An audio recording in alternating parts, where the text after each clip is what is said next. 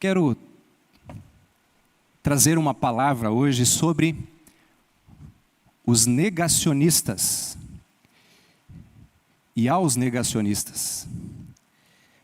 Uma palavra bem direta sobre vou citar quatro negacionistas, mas também, além de diretamente falar de quatro negacionistas, vou mencionar indiretamente muitos outros. Essa palavra ela foi utilizada no seu conceito de maneira polêmica há uns tempos atrás, principalmente, de mútua acusação. Mas não se preocupem, não vou falar de Lula, nem de Bolsonaro, nem de seguidores. Vou mencionar negacionistas no conceito, na visão da Bíblia. E mencioná-los de maneira especial, olhando depois um texto de 1 Coríntios 15, olhando para estas palavras e refletindo sobre elas. O primeiro e mais conhecido negacionista foi Pedro. E Pedro negou o caminho da cruz, primeiramente, e depois negou, como a gente sabe, Jesus por 3 vezes seguidas, diante do pavor daquela noite de prisão. Eu quero também mencionar um muito conhecido que é o Tomé. Vocês sabem que diante de palavras evidentes, e aí vem as evidências, ele continuava dizendo que continuaria negando, a menos que ele enxergasse com os olhos e tocasse com as mãos. Mais um negacionista. E eu quero mencionar também sobre o apóstolo Paulo. Eu falei que eu mencionaria 4, esse é o terceiro. O apóstolo Paulo foi o que mais recebeu evidências de que Jesus tinha ressuscitado e não creu. Foi o que mais ouviu as ações da igreja cristã e não creu. Negacionista declarado e combativo para um lado, perseguindo a igreja do Senhor Jesus. Sempre a nossa palavra aqui, ela é baseada na Escritura, no texto. E por que eu estou trazendo essa expressão? Porque Paulo, que tinha sido um grande negacionista, está muito impressionado porque em Corinto estavam negando que Jesus tinha ressuscitado. E esse é o contexto dessa palavra que a gente traz hoje como fundamento. 1 Coríntios 15. Se Cristo ressuscitou, como alguns de vocês dizem que os mortos não ressuscitam, vocês estão negando as coisas. Ora, se Cristo não ressuscitou, é vã a nossa fé, não tem o que fazer. Vocês estão agindo contra todas as evidências. Conceito de um negacionista. E assim Paulo começa a falar com esses cristãos como nós lá em Corinto. E eu gostaria até de convidá-los de novo a abrirem as Escrituras, abrirem a Bíblia, o seu dispositivo, aplicativo, em 1 Coríntios 15. Aqui a gente percebe nesse texto várias menções ao que fez de Paulo alguém transformado e que passou a confessar a fé em Jesus. Apesar de usar uma palavra assim de argumentação das evidências para vencer os negacionistas, ele mesmo sabe que por natureza própria, ou como depois foi escrito por um outro cristão chamado Martim Lutero, creio que por minha própria razão ou força não posso crer em Jesus Cristo, meu Senhor, nem vir a Ele, eu não consigo. Eu insisto em negar, eu insisto em viver distante disso. Ele sabe disso. E durante todo o capítulo 15, que eu convidei vocês a lerem em casa com calma, o capítulo da ressurreição, ele argumenta e mostra de onde vem o poder que transforma, que vence.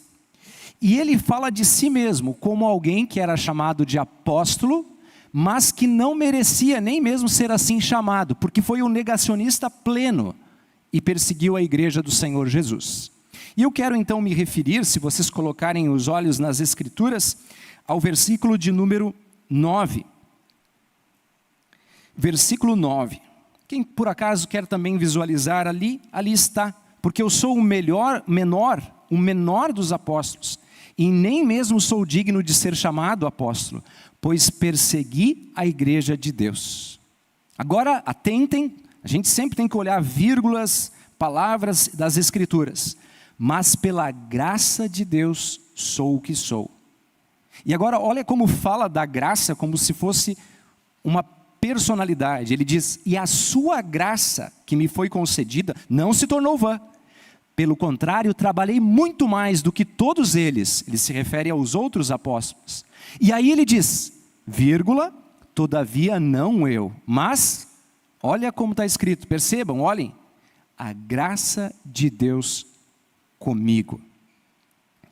Antes de olhar os demais textos aqui, pessoal. Quantos negacionistas eu disse que eu ia citar? Diretamente eu disse que ia citar 4. E indiretamente muitos outros. Quantos que eu já citei? 3. Eu falei do Pedro, qual era o outro mesmo? Tomé, e aqui do apóstolo Paulo, que perseguiu a igreja de Jesus. Não tem nada disso, é tudo mentira. E eu queria falar de um quarto, diretamente, mas de muitos outros indiretamente. E o quarto que eu quero mencionar é esse que vos fala.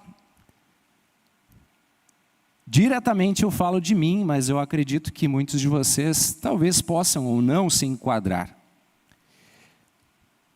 Mas eu confesso e apresento que muitas vezes a fraqueza, a dúvida, e por que não dizer o desânimo, ou até a falta de esperança,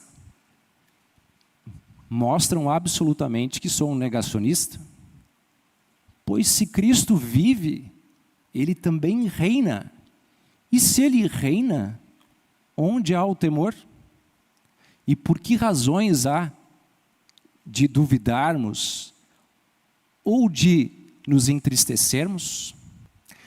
Conta que certa vez, eu apenas menciono porque sei dessa história, todos sabem muito bem que nós anunciamos Cristo e não, por exemplo, Lutero, que acabou ganhando o apelido de Igreja Luterana, mas conta certa vez que Martim Lutero estava terrivelmente entristecido, enfraquecido, diante das muitas ameaças que tinham contra ele.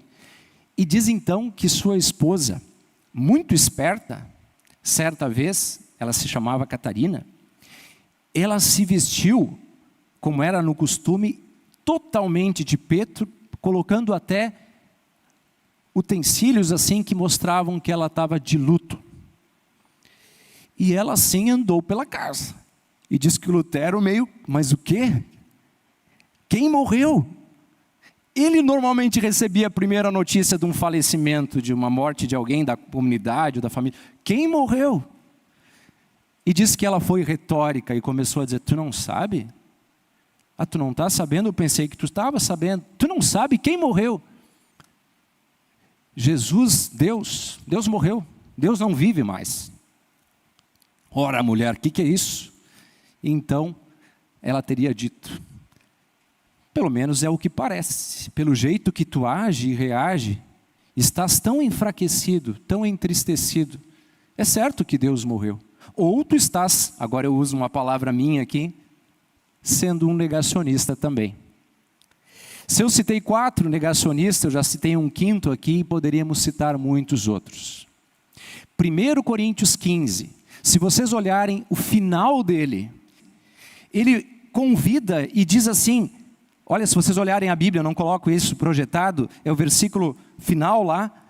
Portanto, meus amados irmãos, sejam firmes, inabaláveis e sempre abundantes na obra do Senhor, sabendo que no Senhor o trabalho de vocês não é em vão. Agora eu pergunto para vocês, todo versículo a gente vê o que está falando.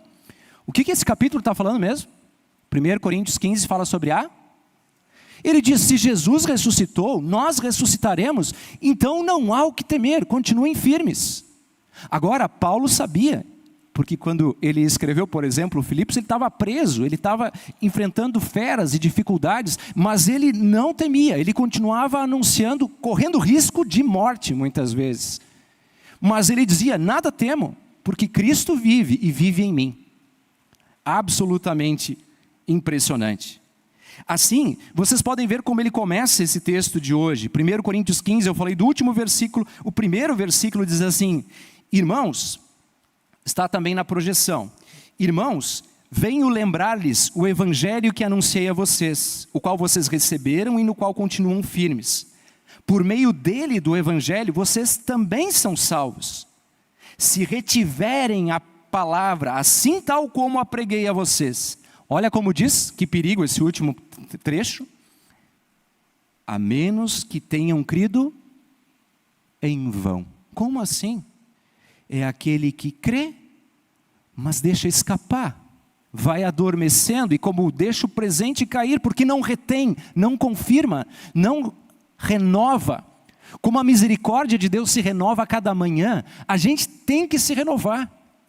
Quando as dúvidas batem, quando a incerteza bate, quando a tristeza bate, há de termos que nos levantar e clamar: Cristo vive.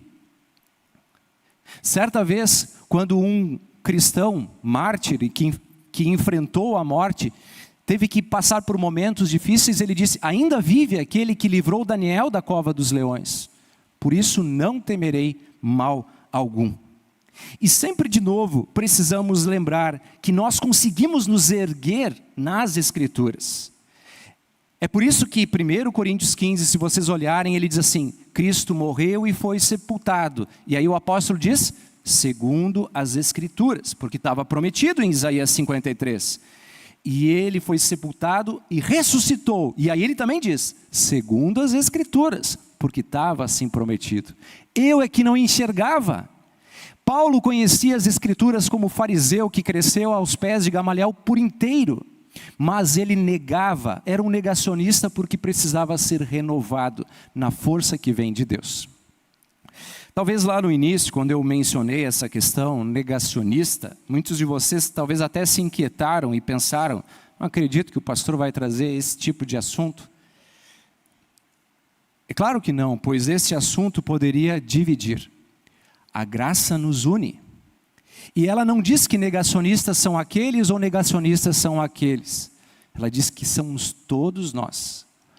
Quando erramos, pecamos e negamos que Cristo vive por nós. E gosto muito de uma palavra que Paulo escreve aos Filipenses capítulo 3, versículo 10. Por favor, ali, encontre ali esse verso para colocar na projeção também. Filipenses 3:10, percebam, olha só como ele escreve isso. Paulo escreve assim: o que eu quero é conhecer Cristo e o poder da sua ressurreição. Em outras palavras, uma bela tradução para o poder da sua ressurreição em mim, ele diz assim: tudo que eu quero é conhecer a Cristo e sentir em mim. Olhem, percebam, o poder da sua ressurreição. O que é isso? Sentir em mim. É saber que essa força de vida que vem da palavra de Deus, pode me levantar, mesmo quando eu estiver caído em meus pecados. Ela pode me erguer, mesmo quando eu estou num terrível luto. Ela pode me erguer, mesmo quando eu estou triste e sem esperança, porque Cristo é a nossa esperança. A graça de Deus, que atentou e foi em direção a Paulo, o grande negacionista, é uma graça que não nega a ninguém. Todo que vem com o coração quebrantado, ele não nega, ele o abraça, ele o acolhe, e mais do que isso, ele levanta, e mais do que isso, ele põe nessa pessoa um poder, uma graça, para que esse evangelho, esse amor, essa esperança e essa força seja vivenciada diariamente, em favor dos outros, como ele foi em favor de todos nós. Que vençamos todo e qualquer negacionismo que insiste em nosso coração incrédulo, pela graça e pela força daquele que é por nós. Que assim seja. Amém.